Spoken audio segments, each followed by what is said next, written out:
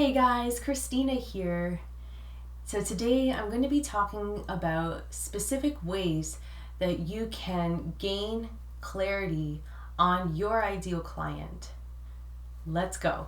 Reason why I'm bringing this up right now is that I've been getting a lot of questions about, how do I reach my clients?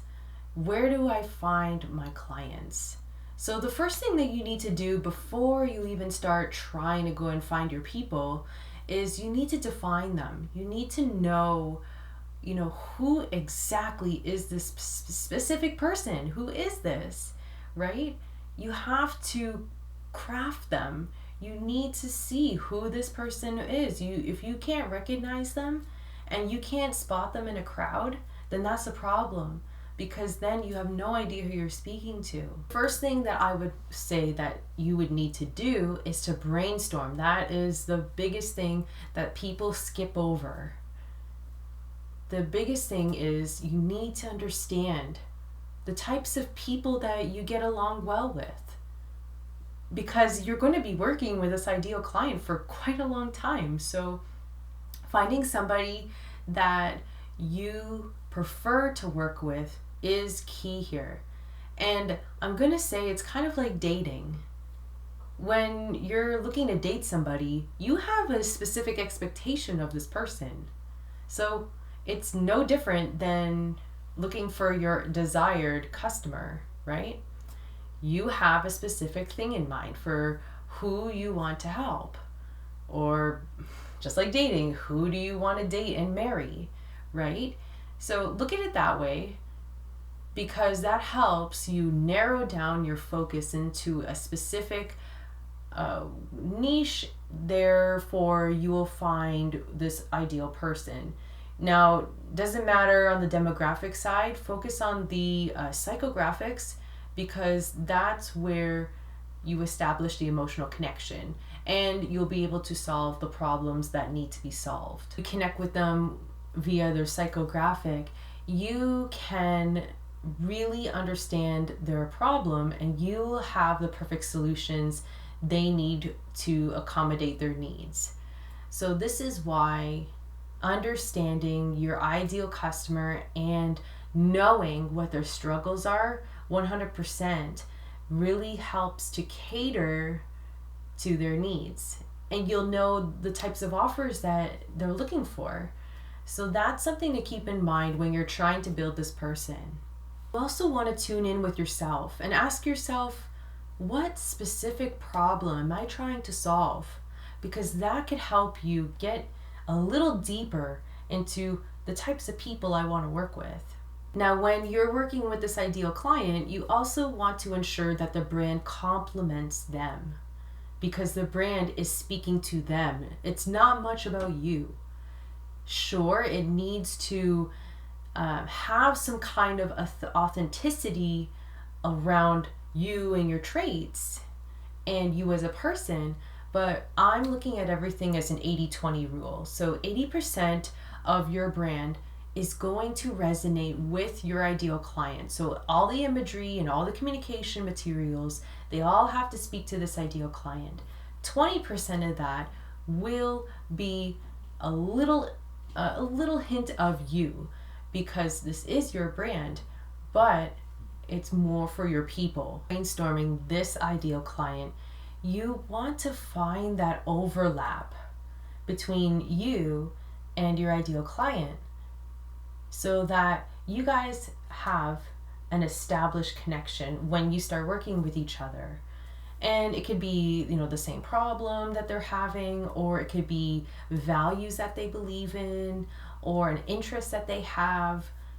You want to find that overlap, because then when you build your brand, it's going to be about the client, but you will be okay with that because you have that overlap that really proves that this is authentic to me, but it's also authentic to the people that I want to talk to.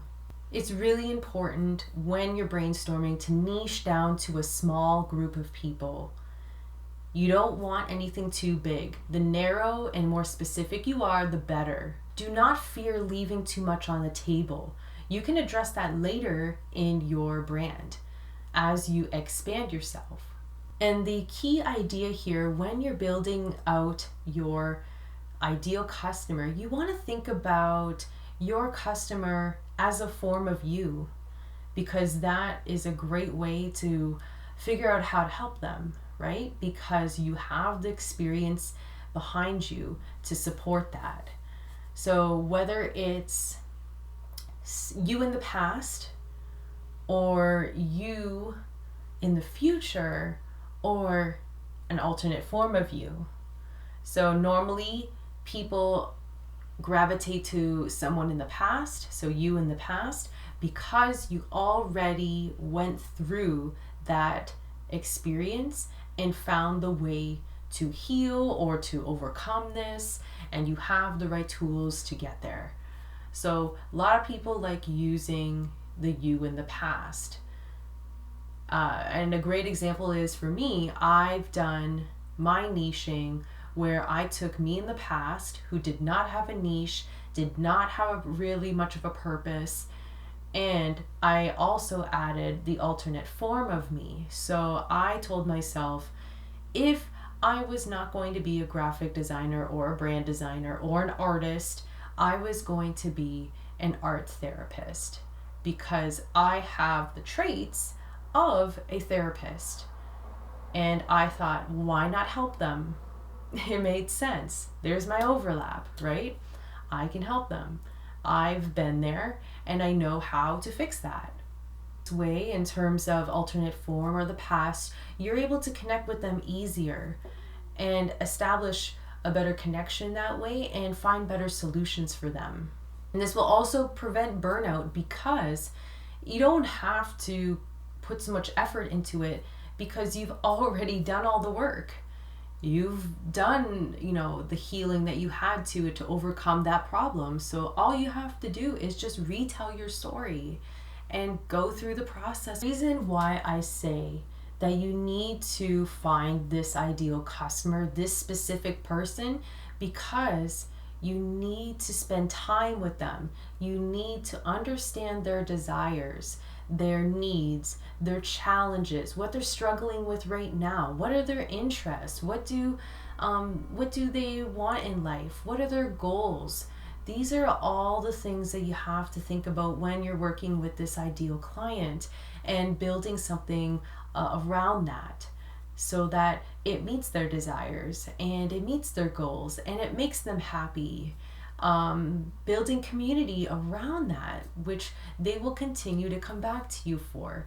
So that's why we constantly say your ideal customer is where you need to focus your energy on. You can expand to different markets after you've kind of had a good relationship with your ideal customers, because when you establish that a relationship, these guys are going to be your personal marketers and finding people that they can bring to you. All part of establishing an emotional relationship with them and an emotional connection. If you know their pain points, you can help them much easier, and it will help you with your communication, so that you're speaking the same language as them. You guys are on the same wavelength and they will resonate with you much more because of that. Why I stress about focusing on the psychographics is because you want to ask your people a lot of questions about what's keeping them up at night, what's stressing them out right now, that you can help out with. What can you do to solve that problem, right? And when you keep doing this, they're going to really trust you, because they're going to keep coming to you afterwards. Oh, you help me with this. Can you help me with this? And that might expand your market. You also want to have an understanding of where your ideal client hangs out online. You want to show up to those areas, whether it's an online Facebook group, a Discord group, a Reddit group. You have to be there. And be there and listen, because that's what research is all about, right? You're doing your research, you're hearing out what these people are saying, some questions that are coming up for them, and these are notes to take. You don't have to answer any questions in the chat. But these are things that you can take with you, use as a tool, because this is data that you can take and apply it to something of an offer that could potentially convert this person to a loyal customer. And yes, when I'm talking about research, you have to do your research very diligently. Focus on that ideal customer, so not everybody, just that ideal customer, and what limiting beliefs are coming up for them, and what kind of fears are holding them back on thriving. Make a note of all of those things, and maybe even start chatting with some of them. So if you're in a group and these are your ideal customers and you believe that they are, start engaging with them. Maybe start answering some of their questions in the comments, or maybe asking a question yourself and seeing who's popping up in the comments. Those are great ways to start engaging with your people and warming up to them. So another great way to have something to pinpoint off of is to survey your existing clients.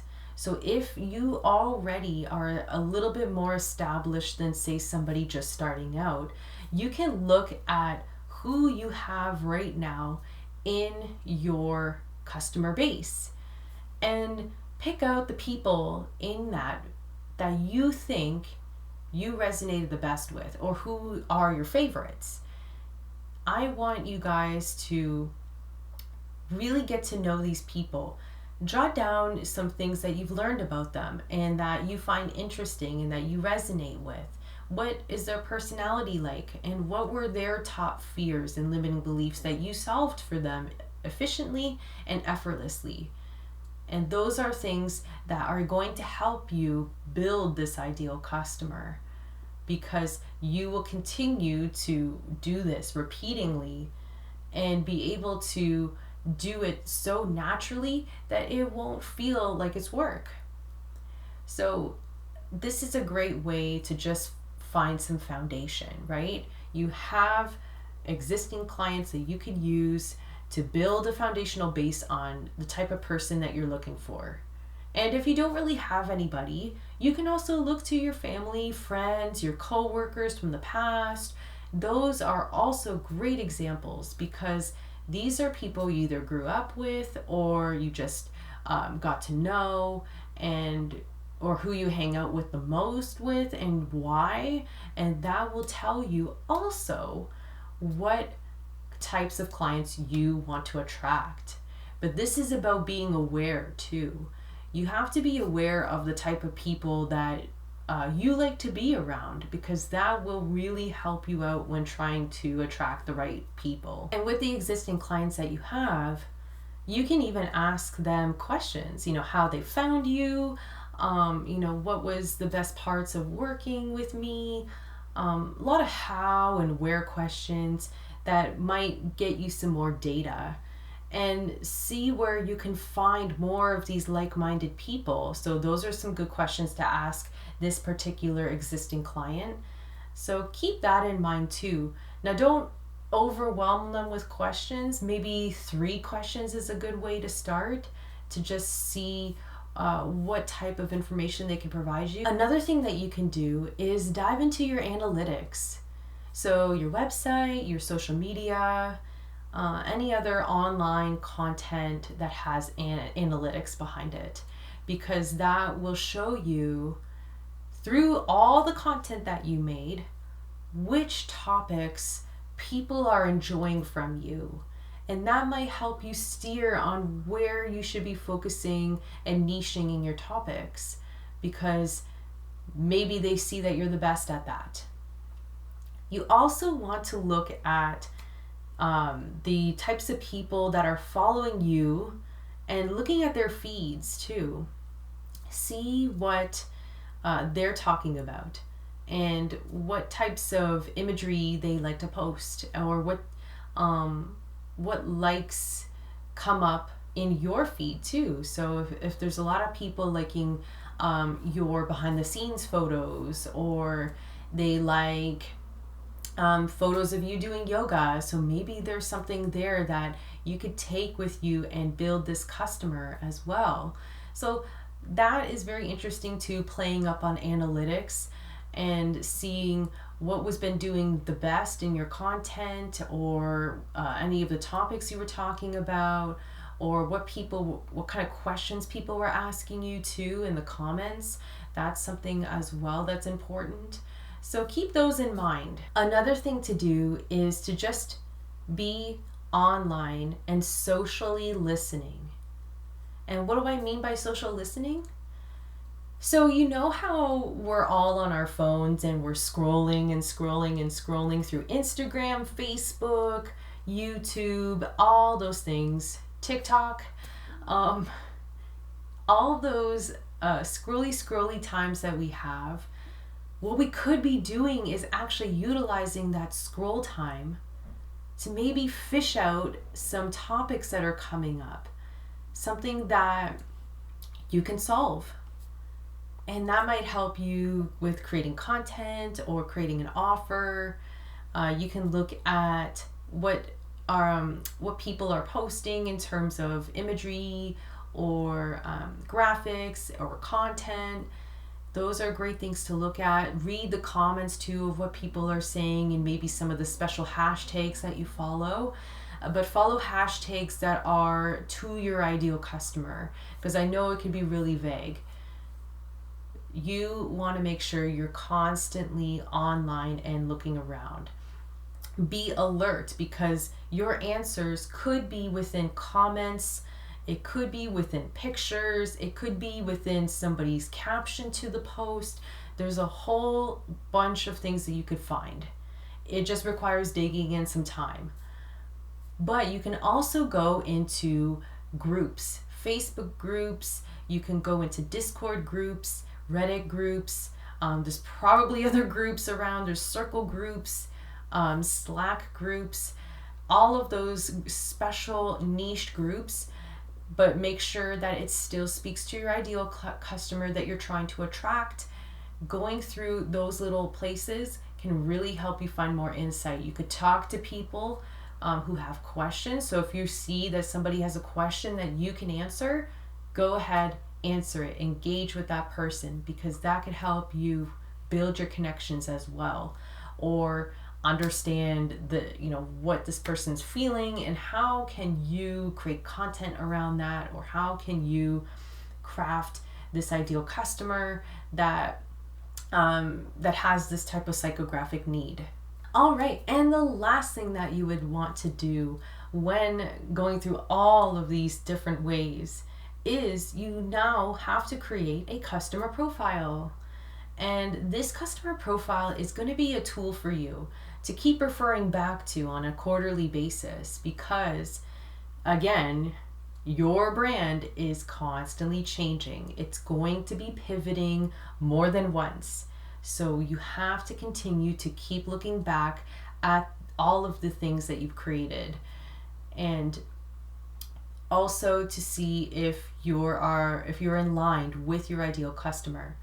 So all the information that you found, whether it was just strictly brainstorming, going through your analytics, talking to your existing customers, also social listening, you can now plug all of that data that you found into a customer profile sheet. And that is super helpful, because now you have something in writing that you can refer to, and you can give it to a designer as well, so that they can align the visuals to this person. But this profile should cover their pain points, their story, as well as some of the challenges and stressors that they're facing, the types of solutions that you can bring to them that will fulfill their pain points. You can talk about some of their main characteristics. You can also share a little bit of their interests as well, some influencers that they follow, what kind of lifestyle they have. There's a lot of things, motivators and beliefs that they have, even values, because that's what will help to get them to be connected with you and create that special culture. an environment for them. So that matters. So that's there's a whole lot more that could be added to the profile, but those are some of the basic things that to really look out for, because there are some demographic needs to outline on the sheet, but the biggest thing to look at is the psychographics and how you can break everything up into modules on the customer profile so that you can cover every area of this person and use this to your advantage so that you can communicate to them and you can provide great visuals that will attract them. So yeah, if you have any questions about this, you can comment below. As well, I thought to include a special link. I'm going to link this just above me. Just a link to a special free resource that will help you get started with defining your ideal client. It's basically a worksheet. So it's a worksheet I put together that has pretty much everything you need to define this ideal client. But what you need to do is do the research, because that part is only up to you, because you have special connections, you have your network of people. There's really no base foundation here. You have to look to your people. You have to look to the relationships you've already established. And once you do, and you did all that research, this is basically the link to the worksheet that you can download and use yourself.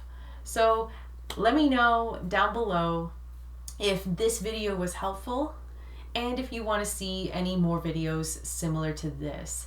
So thank you so much for tuning in. I hope you have a wonderful day, and I hope to see you guys back here soon. Have a good day, guys. Keep smiling. Bye.